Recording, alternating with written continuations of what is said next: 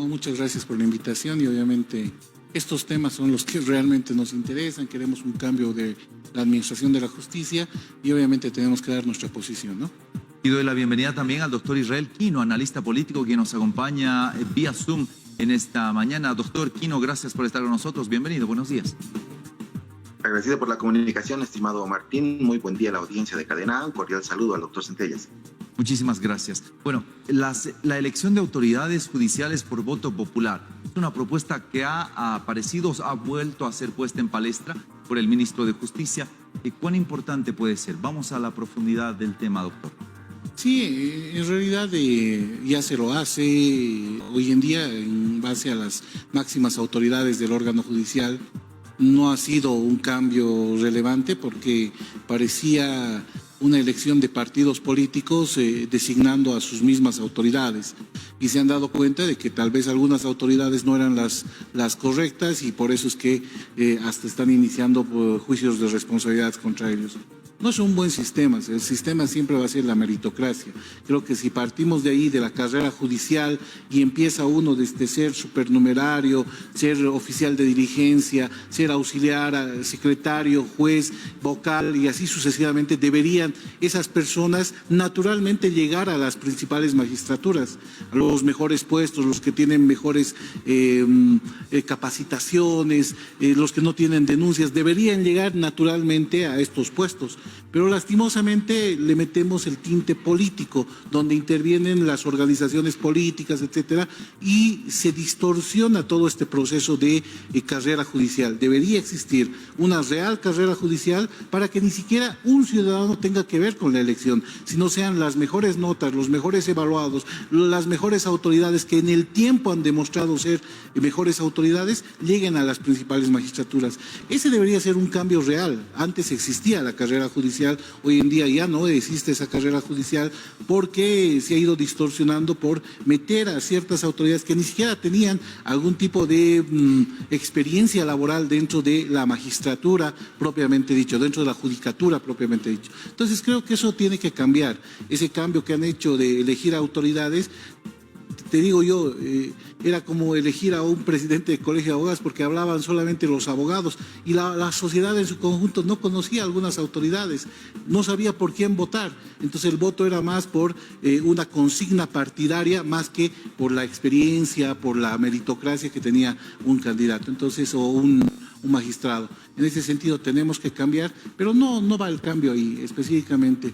Estamos hablando de las autoridades de menor jerarquía, las que deberían empezar a tener mayor cantidad de personal. O sea, porque ahí está el cuello de botella. No está en las grandes magistraturas. Hay una sala del doctor Berríos que no tiene una sola causa pendiente, por ejemplo, en Sucre.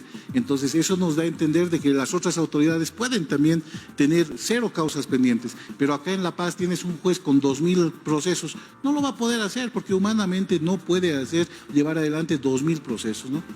Doctor Quino, hablar de la meritocracia, de la cualificación académica, de la experiencia, nos decía el doctor Centellas, de la solvencia ética versus tener popularidad o tener una bancada o tener una afinidad política que directamente lo coloque en un lugar. ¿Eso es lo correcto para hablar de quienes imparten o definen la justicia en nuestro país? Martín, en tanto y cuanto el nivel político tenga exclusiva responsabilidad en la selección de las altas magistraturas, nunca va a funcionar. Debe ser, por supuesto, en participación dinámica y activa de entidades académicas, investigativas, de expertos que puedan recomendar, por supuesto, el proceso de selección. Pero ¿cómo generar este tipo de cambios? Estamos viendo que el proceso de votación popular no ha servido, ¿no?, para reformar y estructurar los cambios en el sistema judicial. Además, dicho sea de paso, tienen menos del 40% de voto los actuales magistrados en los altos cargos del órgano judicial. Pero hay, Martín, ¿no?, con quienes se puede generar ese tipo de cambio y reestructuración. Hay ejemplos realmente relevantes que lo ha mencionado el doctor Centellas. El doctor Juan Carlos Berríos, hace una semana, la Sala Civil en el Tribunal Supremo de Justicia ha informado que tiene 0 mora procesal.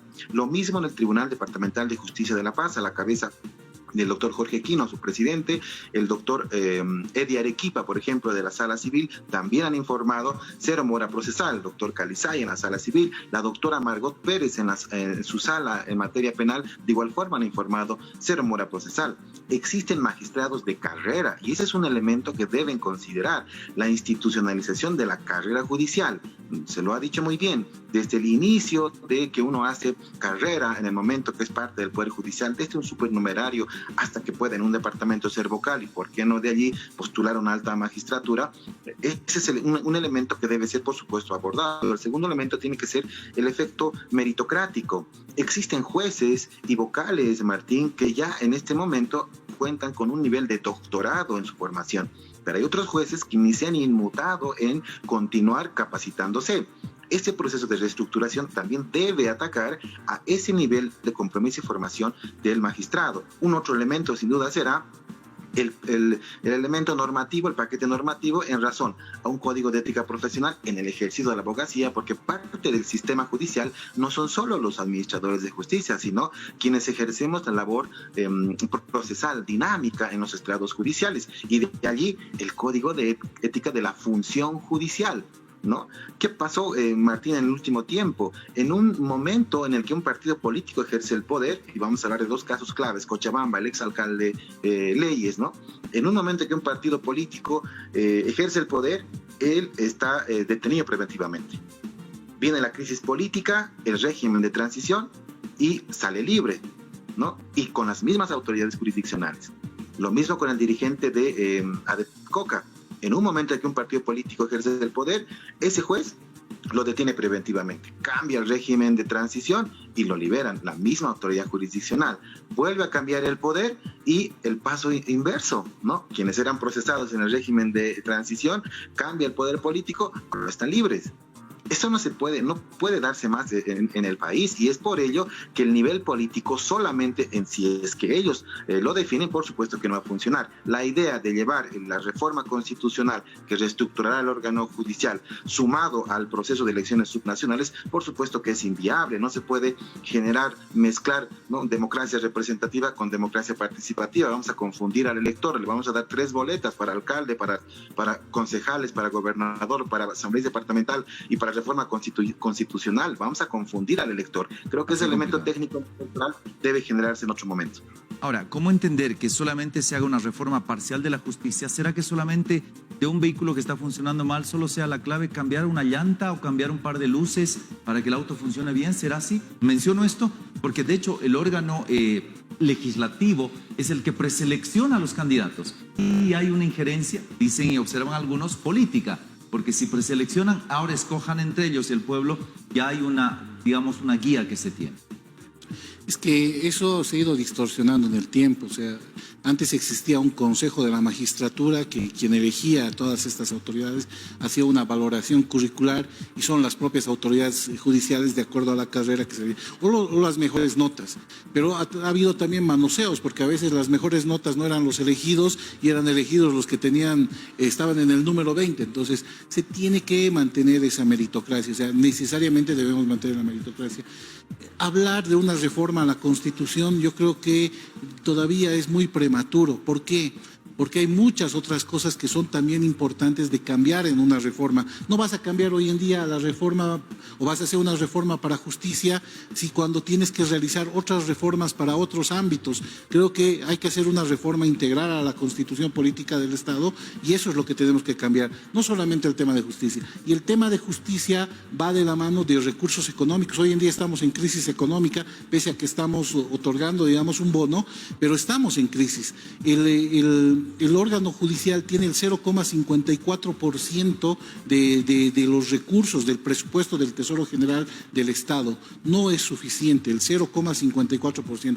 Decimos, son 3 temas los importantes: salud, educación y justicia.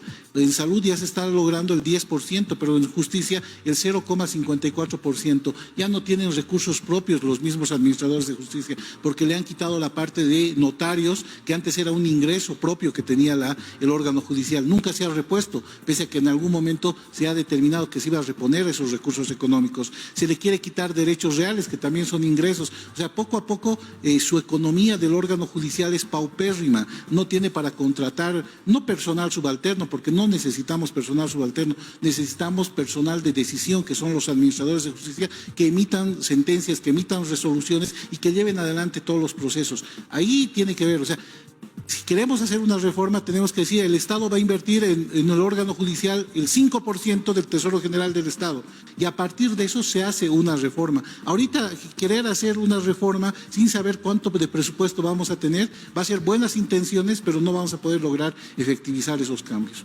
Doctor Quino, con simple mayoría la Asamblea va a ser la que defina. ¿Quién va a definir si se hace esta reforma a la Constitución en el ámbito parcial y solo referente a la justicia? La modalidad constitucional, Martín, son los 2/3, por ello debe existir el consenso político entre las agrupaciones que hoy componen, ¿no?, la Asamblea Legislativa Plurinacional.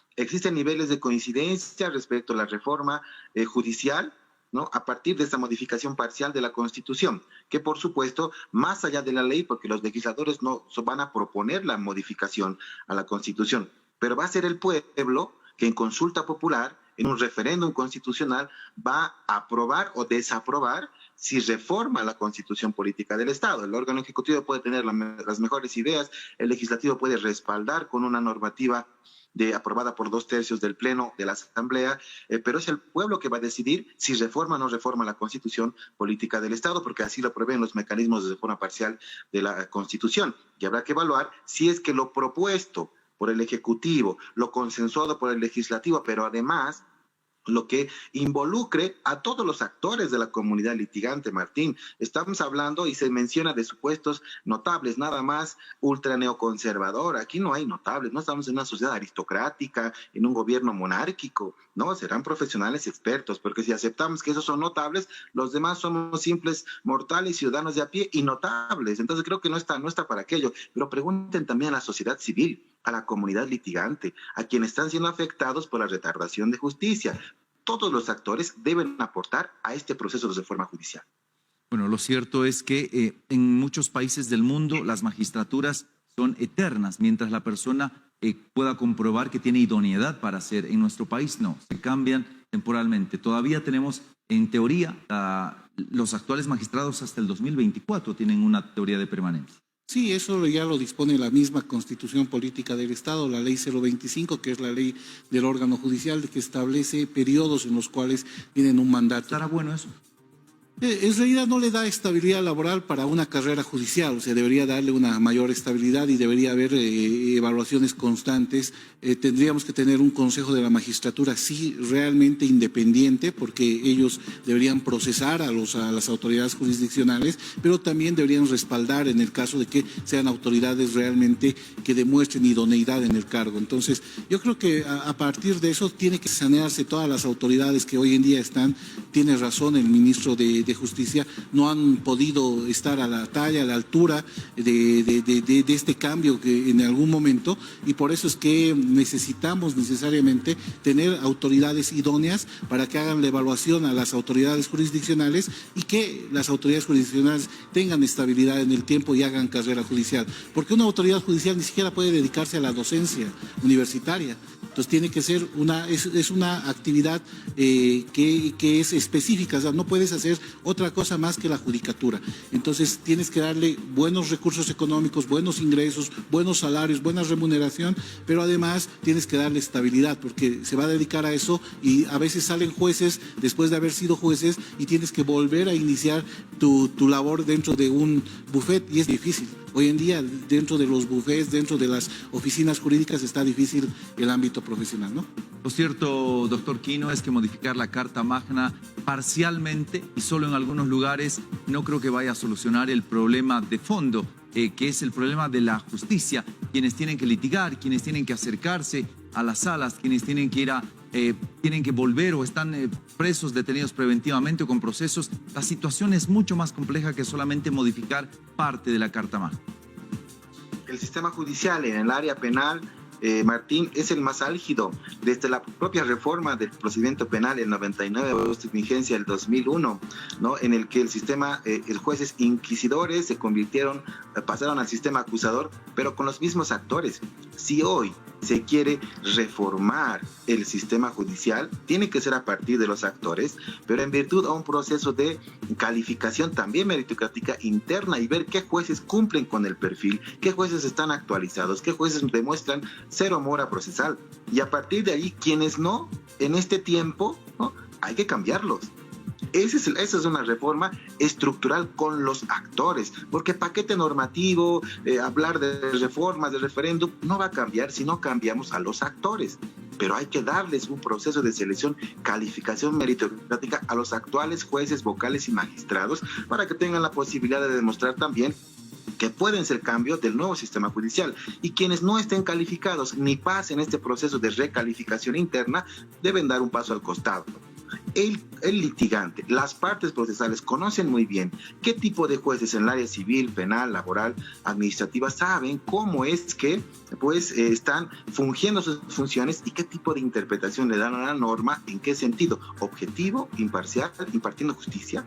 Entonces, a partir de allí es el pueblo, a partir de esa comunidad litigante, que aceptará o no aceptará la reforma constitucional. Pero, reitero, debe involucrar a todos los actores, colegios de abogados, universidades, académicos de números, centros de investigación, inclusive comunidad internacional, ¿no? Pero esta reforma no va a ser posible si intentamos cambiar solamente normas con los mismos actores. No ha funcionado con el procedimiento penal del 2001. Esperemos que hoy con esa reforma se lo haga, pero tampoco confundamos al elector ni al pueblo boliviano. No utilicemos las elecciones subnacionales para ese proceso. Dispongamos el segundo semestre para que posibilitemos, informemos bien al pueblo boliviano para esta reforma constitucional en el caso que así se dé. Ya han escuchado ustedes el análisis y la posición del doctor Israel Centellas y el doctor Israel Quino, quienes nos han acompañado y con quienes hemos abordado la propuesta de modificación parcial a la reforma de nuestra justicia. Muchísimas gracias, doctor.